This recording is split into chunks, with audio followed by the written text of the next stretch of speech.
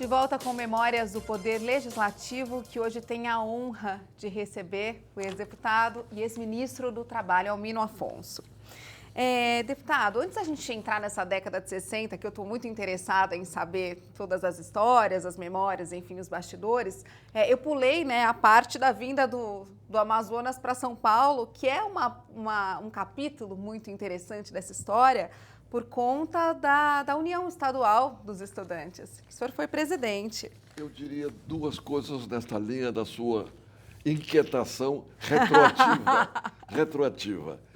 A minha vinda para São Paulo foi uma decisão muito importante na minha vida por duas dimensões. Primeiro, porque eu já estava no primeiro ano de Direito em Manaus. O primeiro ano o senhor cursou lá no Primeiro Norte. ano cursei lá. E quis vir para São Paulo para fazer na Faculdade de Direito do Largo de São Francisco, porque ela tem uma história excepcional. A nossa Faculdade de São Paulo nasceu em 1827, 5 anos depois da independência do Brasil. Então, tudo nela é história. Rui Barbosa, Joaquim Nabuco, poeta, o Castro Alves, Álvares de Azevedo, tudo nela é história. E essa história eu sabia, porque lia. Eu quero estudar nessa casa que tem uma história viva. Foi em nome disso que eu vim. Vim, e por uma história que não importa detalhar, eu consegui, através até de uma relação de parentesco, poder vir trabalhar em São Paulo enquanto estudava. Eu me mantive, estudava na Faculdade de Direito pela manhã, à tarde eu trabalhava e me mantinha. Puxado, hein? Com toda clareza. Muito bem. Então, eu chego na Faculdade de Direito com toda essa história que eu estou um pouco resumindo apressadamente. E lá já a questão do petróleo já existia. Pra você ter uma ideia, exatamente no Largo de São Francisco, os estudantes daquela época já haviam criado uma torre de petróleo, de madeira, simbolizando a própria torre de petróleo na vida real das explorações de petróleo. Era o símbolo da luta em favor do monopólio estatal do petróleo. Da Faculdade de Direito. Você pode imaginar meu entusiasmo nisso tudo. Nesse contexto, eu acabei sendo eleito presidente da União Estadual dos Estudantes de São Paulo, que já então ia além dos limites da Faculdade de Direito, ou seja, a relação já com outras turmas, com outro tipo de maneira de pensar. Por exemplo, os estudantes de Sociologia, que pensavam bem diferente da forma de nós, os estudantes de Direito. Etc. Bom, e nisso eu ganho uma outra, eu diria, dimensão pessoal, pela relação humana com formas de pensar diferenciadas, que é importante na vida isso para cada um. Bom, mas o centro político foi num crescendo. Era a luta nacionalista do petróleo, era a luta pela energia elétrica também, que era dominada por empresas internacionais até então, a Light, etc., e pelas primeiras manifestações de interesses sociais. Tanto que é nesse contexto que eu entro para o Partido Socialista Brasileiro. E agora eu falei que eu tentei me eleger vereador em São Paulo e perdi, mas já era socialista nesse contexto. Então, quando eu vou para o plano federal, já então deputado federal, eu já levava uma visão política, eu diria... Política e social. Madura, não é? Estava ali por um ideal. Não ganhava mais do que ganhava ou poderia ganhar como advogado. Não, estava financeiramente falando, se tecnicamente, economicamente falando. Eu estava ali por um ideal que estava encarnado desde o jovem. Mas sabe o que me chama a atenção?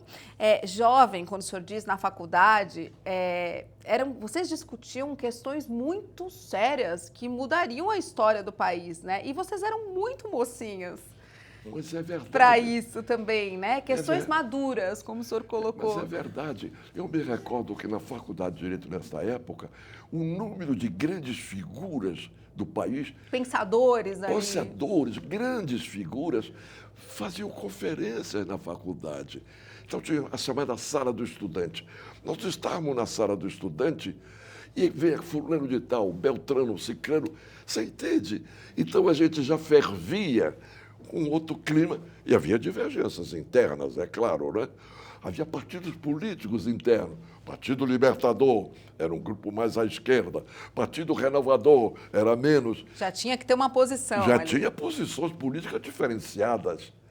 E tudo isso me marcou. Eu só quero dizer que eu não conto isso por uma Claro, uma claro. lembrança de ocasião. Me marcou. Foi uma bagagem extraordinária para Me chegar até a marcou. Câmara dos Deputados, com certeza. Bom, agora vamos para essa década de 60, que eu Vamos quero saltar, conversar. senão a gente fica parado no passado, não fica bem. Imagina. Bom, aí teve a renúncia do Jânio, o senhor já acompanhou, né, ali de perto. Depois João Goulart se torna presidente. E como é que foi a saída para o ministério? Aí você tem dois momentos que são bastante diferenciados. Porque a um certo momento vem a luta do Jânio Quadros enfrentando a candidatura do Marechal Lott, que era o candidato dos setores nacionalistas, porque o Marechal Lott era rigorosamente partidário da questão do petróleo.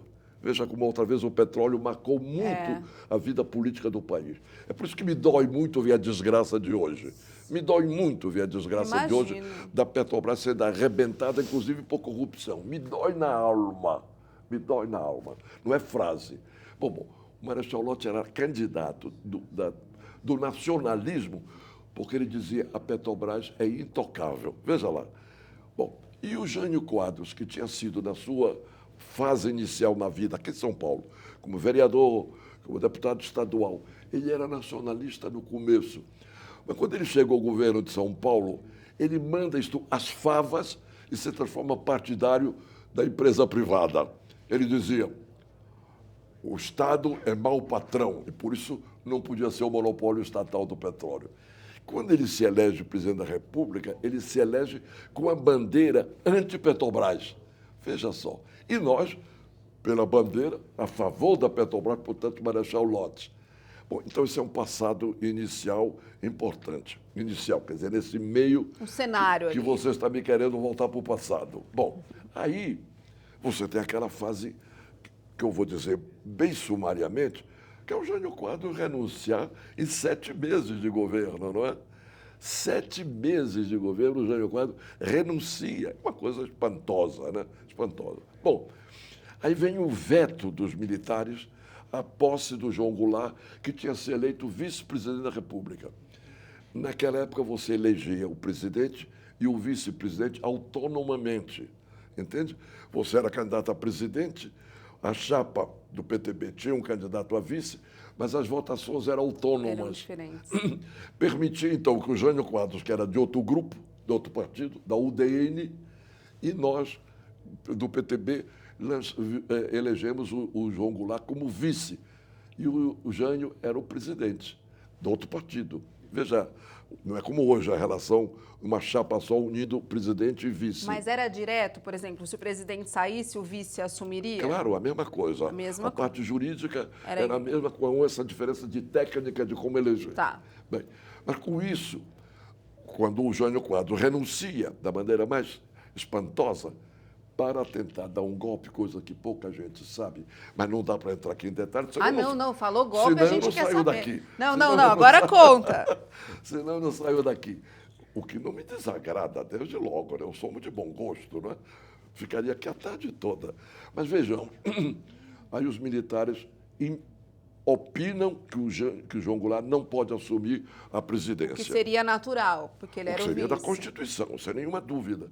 E por que não? Por que não? Porque ele era a favor do comunismo. Por que era a favor do comunismo? Ele era a favor do monopólio estatal do petróleo, que contrariava os interesses americanos. E já juntaram tudo no mesmo balaio. Essas misturavam tudo, quando no fundo eram interesses rigorosamente partidários e de grupos não propriamente casados com o interesse nacional, para falar de uma maneira bem dura. Bom, esse veto dos ministros militares cria uma crise profunda no país, né? Profunda. Porque no Rio Grande do Sul, na época, o governador Brizola levanta um protesto admirável do povo para exigir que o João Goulart assumisse o cargo de presidente da República diretamente como consequência dele ser vice-presidente. E, num certo instante, o terceiro exército no Rio Grande do Sul apoia esta tese. Então, os ministros militares ficaram, de repente, desamparados de força militar o suficiente para fazer a vitória deles sem uma guerra civil. Aí recuaram. Aí nasce a ideia do parlamentarismo como uma forma de equilíbrio entre as duas forças. E, primeiro, a tese, pelo menos pública, era para evitar um choque de uma guerra eventual civil. E a outra, na essência, para impedir João Goulart, não é? Na plenitude do poder chamado presidencialista. Porque no parlamentarismo, como você sabe, o presidente da República não governa. Quem governa é o primeiro-ministro, é o Conselho de Ministros chefiado pelo primeiro-ministro, ou seja, é o parlamento. É o parlamento. Com isto, você veja, ficava uma maioria dentro do parlamento em condição de pesar fortemente no governo que nasceria com o João Goulart já no sistema parlamentarista. Veja aí, isto vai. Bom, mais adiante, o João Goulart acabou aceitando contra uma resistência do PTB. Eu era, então, já líder do Partido Trabalhista. Me perdoe a vaidade. Quem liderou contra o apoio do PTB à tese parlamentarista, numa contradição direta com João Goulart, que tinha aceito lá no Rio Grande do Sul, vindo lá da China, etc., fui eu. Mas perdemos. Prevaleceu o parlamentarismo. Bom, mas o João Goulart, ao aceitar, tinha conseguido que a tese do parlamentarismo fosse discutida numa consulta popular ao povo. Num plebiscito. O plebiscito. Mantém ou não mantém? E, num certo instante, ele passou a lutar para até antecipar a hora de fazer a consulta. Ah, é? Foi feita. Ao fazer, 10 milhões de cidadãos votaram pela volta ao sistema presidencialista, portanto, que João Goulart assumisse a presidência finalmente na plenitude dos poderes que a Constituição lhe dava. É aí, para retomar a tua pergunta ainda agora, que eu viro ministro do Trabalho.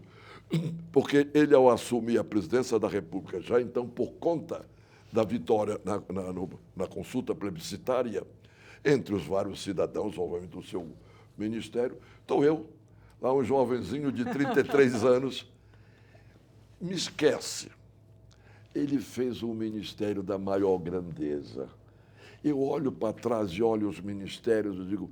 Dá até gosto de lembrar. Por favor, se você pegar nome por nome dos ministros do presidente João Goulart, eram de uma grandeza, de uma capacidade, na cultura, na verdade política, no compromisso social. Na vontade que vocês tinham, né, de mudar Ele teve dois ministérios. O primeiro foi assim, e o segundo igual, inclusive com o ex-governador de São Paulo, Cavallo Pinto, que se transformou depois em ministro da Fazenda do governo João Goulart. Me perdoa, era outra história. E aí o governo João Goulart, já na fase presidencialista, portanto, pulamos feito gato sobre brasa na fase parlamentarista, aí o admirável são as teses sociais que entram em cena. Que o senhor levou. Sobretudo, a questão da reforma agrária, que, paradoxalmente, João Goulart, que era proprietário de terras no Rio Grande do Sul, terras que ele tinha herdado, portanto, não tem nada que se possa questionar a propriedade dele, eram terras herdadas da família que era de latifundiários no Rio Grande do Sul, mas ele levanta a tese da reforma agrária. Antes dele, nenhum presidente da República tinha levado a questão da reforma agrária. Nem Getúlio Vargas. Getúlio tinha tido uma posição admirável na luta das leis trabalhistas, da criação do Ministério do Trabalho, que foi Getúlio Vargas que cria, quando vem na Revolução de 1930. Mas sobre a questão agrária, terra para quem lá trabalha, quem leva esta bandeira é João Goulart. Mas isso criou um antagonismo muito grande com os proprietários de terras. E os proprietários de terras tinham uma representação política no parlamento forte. Enorme.